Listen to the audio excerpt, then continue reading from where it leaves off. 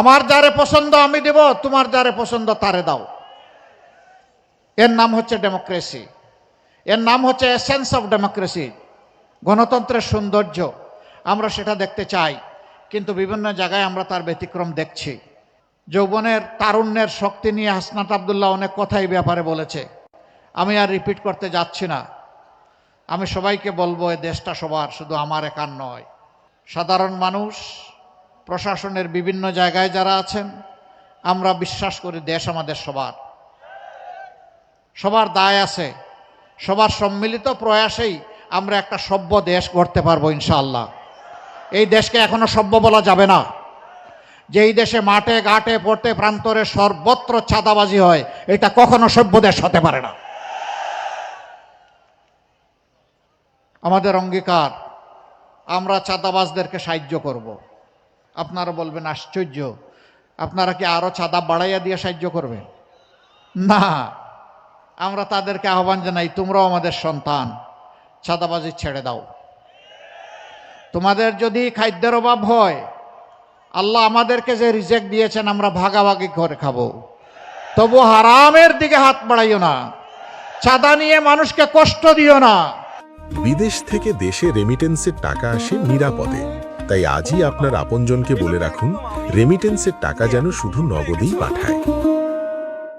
রাস্তার ভিক্ষুক থেকে শুরু করে শিল্পপতি, সবার ঘুম হারাম। এদের কারণে মানুষের অভিশাপের পাত্র হয়ে গেছো।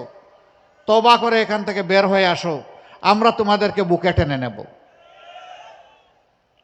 এরপরে আমরা কি করব? তোমাদেরকে শিক্ষিত প্রশিক্ষিত করে আমরা তোমাদের হাতেও মর্যাদার কাজ তুলে দেব ইনশাআল্লাহ। যুবক বন্ধুগণ, আমরা তোমাদেরকে কোনো বেকার ভাতা দিব না। বেকার ভাতা দিয়ে আমরা তোমাদেরকে অসম্মান করতে চাই না। আমাদের যুবকেরা যারা লড়াই করে জীবন দিতে জানে অধিকারের জন্য, তারা বেকার ভাতার জন্য লড়াই করে নাই। তারা করেছে লড়াই তাদের মেধা এবং যোগ্যতা অনুযায়ী হাতে কাজ পাওয়ার জন্যে। আমরা তোমাদেরকে কথা দিচ্ছি, ভাই ও বোনেরা, তোমাদের হাতকে এই দেশ গড়ার কারিগরের হাত হিসাবে আমরা গড়ে তুলব ইনশাআল্লাহ। সেই দিন তোমাদের হাতে মর্যাদার কাজ আমরা তুলে দেব। তখন সবাই মাথা উঁচু করে বুক ফুলিয়ে বলবা, আমি বাংলাদেশ। আমাকে এই বাংলাদেশ অনেক কিছু দিয়েছে, এখন আমার প্রিয় দেশকে আমি দিতে চাই।